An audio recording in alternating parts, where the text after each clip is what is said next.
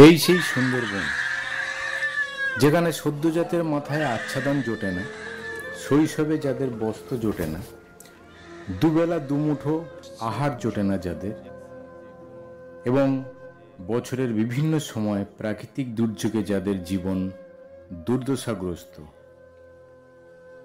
বছরের বিভিন্ন সময় প্রাকৃতিক দুর্যোগে যাদের বাড়িঘর ধ্বংসাবশেষে পরিণত হয়, যাদের চোখের জল ছাড়া আর কোনো সান্ত্বনা দেওয়ার কেউ থাকে না, যারা জীবনকে বাজি রেখে নদীতে মাছ ধরতে যায়, জঙ্গলে মধু ভাঙতে যায়, এবং এই ভেবেই তারা জীবিকা নির্বাহ করে।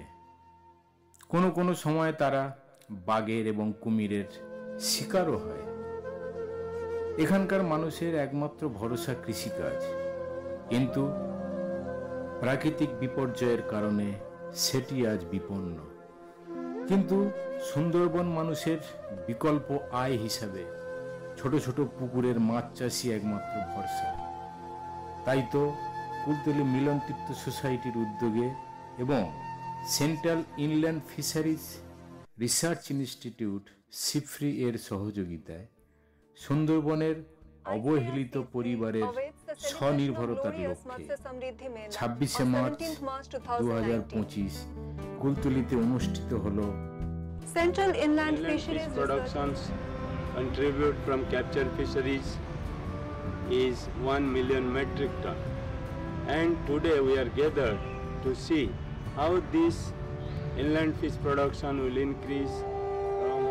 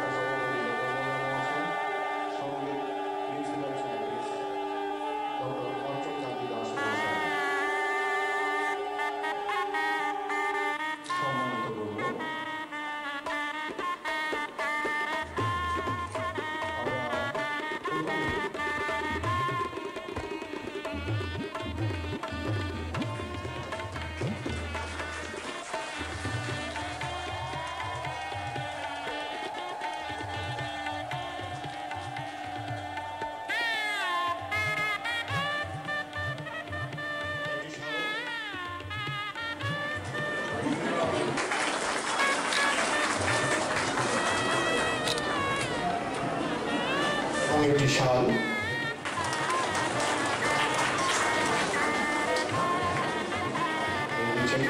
আমাদের এই সোসাইটির অন্যতম কর্মকর্তা এবারে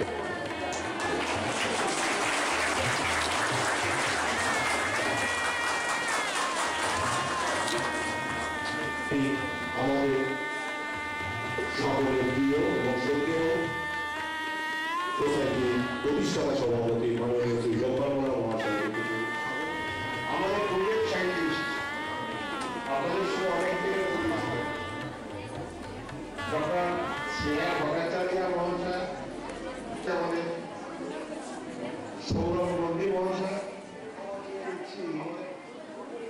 যে আপনারা যারা গ্রুপ থেকে একজন বা দুজন করে এসেছেন, বাকি যারা আসতে পারেনি, কারণ আমাদের সেই ব্যবস্থা নেই। আর এটি একটি অন্যতম অন্য মাত্রার প্রোগ্রাম আছে, সেই কারণে আমরা সমস্ত সকলকে ডাকতে পারলে ভালো হতো। খুবই অসন্তোষী প্রকাশ করেছে সবাই, কিন্তু আমাদের কিছু করণীয় ছিল না, কারণ এটি একেবারে সুনির্দিষ্টভাবে করার কথা। বলেছেন আমাদের ডিরেক্টর সাহেবকে আমরা 250 জনকে প্রশিক্ষণের ব্যবস্থা করব, কিন্তু সেখানে 500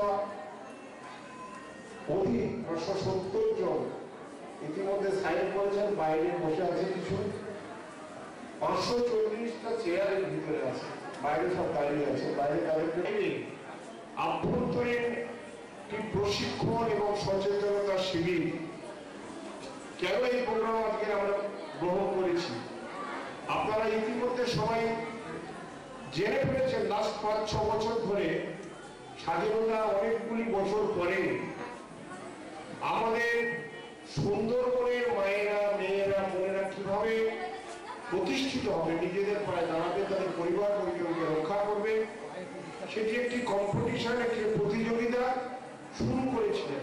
আমরা প্রায় দেখে থাকি ফেরিওয়ালা যখন ফেরি করতে যায়, আমাদের ডক্টর বি.কে. দাস সাহেব এসেছিলেন। ফেরি এখানকার মায়েদের বোনেদেরকে প্রতিষ্ঠিত করার চেষ্টা করে যাচ্ছেন। সুতরাং এটি একটি ইতিহাস, এটি একটি ইতিহাস। আমরা আজকে বুঝতে পারছি না, হয়তো আগামী দিনে আমরা বুঝতে পারবো যে সুযোগ সবার কাছে যেমন আসে না, আবার সমস্ত মানুষের প্রতি দায়বদ্ধতা নিয়ে, মানুষের প্রতি দরদ দিয়ে আগিয়ে আসে না। আমি ডক্টর দাস সাহেব এখানে আছেন, যিনি আজকের এই অনুষ্ঠানে উদ্বোধন করেছেন, বহুবার আপনাদের কাছে এসেছেন, এমনকি গ্রামে গিয়েছেন, বাড়িতে গিয়েছেন, পুকুরে জাল ফেলে মাছ ধরার চেষ্টা করিয়েছেন, সে মাছটা বেড়েছে কিনা। আজকে তার একটি প্রশিক্ষণ হবে, আর কিভাবে মাছ চাষ করবেন। যারা স্কলার আছে, প্রজেক্ট সায়েন্টিস্ট আছে, প্রধান বিজ্ঞানী আছে, তারা আলোচনা করবেন। আমাদের একটু সময় লাগবে, সুতরাং আপনারা বলেছিলাম 10টায় শুরু করবো, 1 ঘন্টা লেট হয়ে গেছে, 1 ঘন্টার অধিক সময় লেট হয়ে গেছে।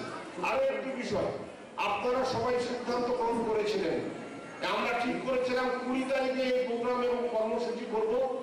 এবং আপনারা সবাই জানেন, যারা আমাদের রাজ্যের বাইরে থেকে যে সমস্ত আধিকারিকরা এখানে উপস্থিত হন, যারা এই সুন্দরবনের নোনা জল, মিঠে মাটি, সুন্দরবনের মানুষের কান্না, সুন্দরবনের মানুষের বেদনা ভাগ করে নেওয়ার চেষ্টা করে, আমরা তাদের মনে করি তারা আমাদেরই লোক। সুতরাং দাস সাহেবও সেটাই ভেবেছেন যে আমি আর কিছু নিয়ে ফিরে যেতে চাই না, অন্তত এটা নিয়ে ফিরে যেতে চাই যে কবিগুরু রবীন্দ্রনাথ ঠাকুর একটা সময় বলেছিলেন, মোর নাম এই বলে খ্যাত হোক, আমি তোমাদেরই লোক। দাস সাহেব সেটাই চেয়েছে যে তার নাম আর অন্য কিছু করে খ্যাত না হোক, অন্তত আজকে যখন আমাদের মেয়েরা হাতে করা যে জুটের কাজ হচ্ছে, আপনারা জানেন মেয়েদের জন্য স্কিল ডেভেলপমেন্ট সেন্টার উপরে আছে, এই প্রোগ্রামের পরে দাস সাহেব গিয়ে সেটা ভিজিট করবেন। তো সেখানে তারা কাজ করে দিতে চায়। সুন্দরবনের প্রত্যন্ত অঞ্চলে সেই কচুকালি থেকে শুরু করে সে আমাদের সন্ধ্যেকালী সাতকেরিয়া, আমরা প্রতিটা ঘরে ঘরে আমাদের এই নারীগুলোকে দৃষ্টান্ত স্বরূপ এগিয়ে নিয়ে যাবো। আপনাদের সাথে আমরা আছি, ছিলাম, থাকবো। এই বারে বারে এই যে 2009-এর আইলা, লাস্ট শেষে আমরা আমফান, হুদুদ, ফুটফুট, এগুলো কিন্তু আমাদের কাছে খুব একটা অপরিচিত বিষয় নয়। বারে বারে বাধা আসুক, বাধা এলে আমাদের মধ্যে একটা রেজিলিয়েন্স, আমরা আসে না, আমি আসছি যখন আপনার কাছে আসছে, আপনার সাথে আছে, আর আপনার সাথে কুছ কাজটা করবার জন্য আসছে। আমাদের অনুষ্ঠান থেকে একটা কার্যক্রম চলছে, আর টাকা আমাদের দিচ্ছে আপনার খাবার আর মাছের জন্য, কত টাকা ব্যাংকে আপনার রোকে দেবে, क्योंकि যখন আমাদের চলে যাবে আপনার কাছে ও টাকাটা হবে, আপনারটা কাজটা করতে পারবে। এই সিম্পল।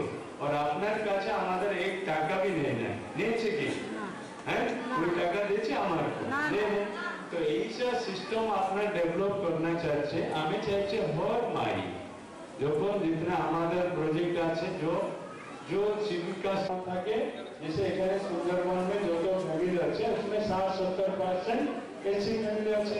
तो যখন আপনার স্বাবলম্বী হয়ে যাবে, যখন আপনার कुछ টাকা দিয়ে জেনারেল তো মাস্টার দিতে পারবে না, देते पारबे ना नहीं।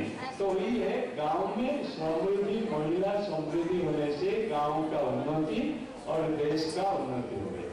तो बाकी आज के दिन আছে আমাদের চাইছিল 100-200 ফ্যামিলি को ट्रेनिंग কি অত লোক হবে তো ট্রেনিং প্রেজেন্টেশন দেখাই দেবে না, আপনার কথা বলবে। तो এনাদের জন্য বললে হলো 100-200 लोग को हमारा ट्रेनिंग देवे, लेकिन मौलाना साहब बोले नहीं 500 लोग को देना पड़ेगा। आप যত দিচ্ছে দিয়ে বাকি সবাই আমাদের বন্দোবস্ত করবে। लेकिन একটা অনুরোধ আছে, বাকি আধা টাকা আমরা পুরো দেশভর খরচ করেছি।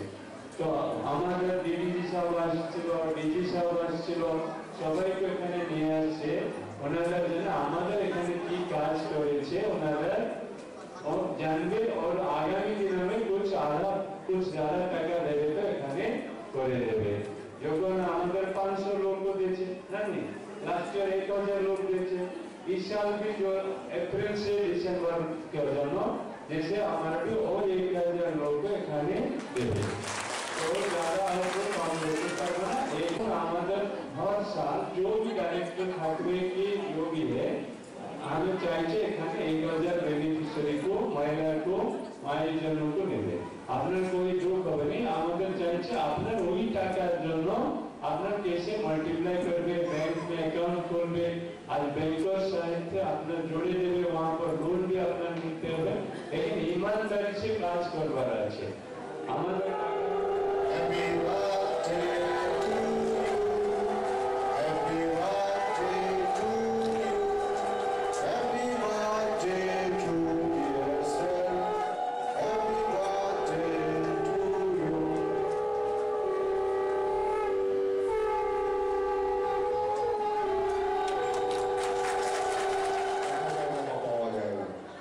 একটা অনুভূতি, একটা সম্পূর্ণ অন্যরকম। স্যারের জন্মদিন আমরা পালন করছি, পড়িয়ে দিচ্ছেন আমাদের স্যারের হাতে সুন্দর উপহার দিলেন। সঙ্গে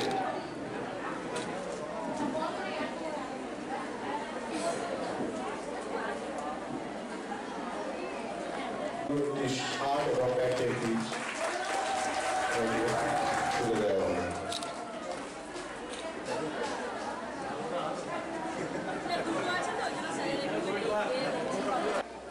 এবারে ট্রেনিং এর আলোচনা শুরু হচ্ছে। যারা ভালোভাবে উত্তর দিতে পারবেন তাদের পুরস্কারের ব্যবস্থা করেছেন, সরাসরি পুরস্কার দেবেন। अच्छा शुरू अड़ोस पड़ोस में देखेंगे है ना, आपका बैग सपोज ये बैग आप डेली लेके आएंगे तो पूछेगा आपका रिश्तेदार कहाँ से लिए, बेचना ऐसे ही शुरू होता है, घर से पहले होता है। প্রত্যেকের একটা করে কিনতে বলেছিলেন। पहले प्रत्येक से एक करके लेके जावे तो देखबे अपना पड़ोस देखेंगे, रिश्तेदार देखेंगे, देन वो खरीदना बेचेगा। लेकिन ऐसे ऐसे 20-20 এবার যদি শুনেন তাহলে উত্তর দিতে পারবেন, যদি না শুনেন আমি কোথা থেকে যা বলছি সেটা থেকেই কোশ্চেন করব। যদি শুনেন তাহলে উত্তর পারবেন ওখান থেকে, আর যদি না শুনেন তাহলে আপনার দায়িত্ব। এই একটু শুনুন, ভালো লাগবে আমাদের ইনস্টিটিউট সম্পর্কে। আমরা কি করি না, কাশ্মীর থেকে কন্যাকুমারী পর্যন্ত যখন রিভার আছে, নদী, নাম শুনছেন গঙ্গা, আমাদের এখানে আছে না, ঠিক আছে ওকে এটা করিয়ে দিলাম।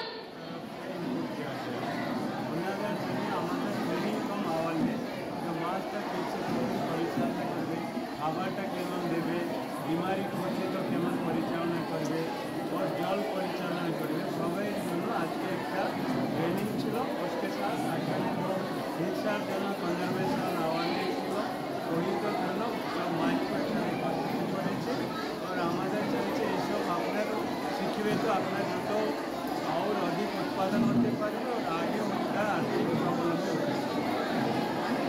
আচ্ছা এই আজকে যে অ্যাওয়ারনেস আজকের নতুন উদ্যোগ নেওয়া হয়নি, উদ্যোগ নেওয়া হচ্ছে আজ থেকে 6 বছর আগে। কেন্দ্রীয় অন্তঃস্তরীয় মৎস্য গবেষণা সংস্থার অধিকর্তা ডক্টর বসন্ত কুমার দাস এসেছিলেন।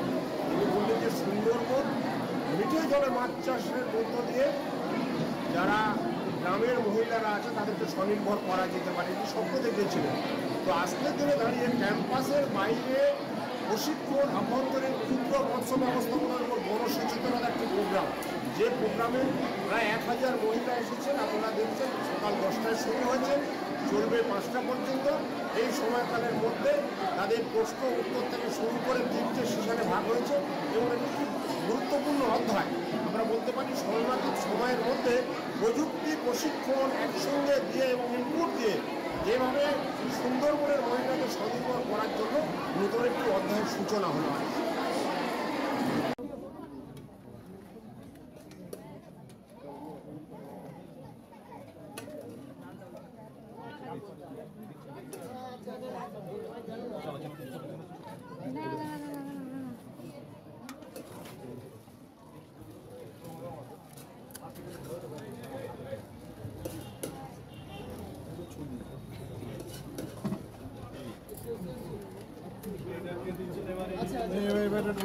দেখতে পাচ্ছিস?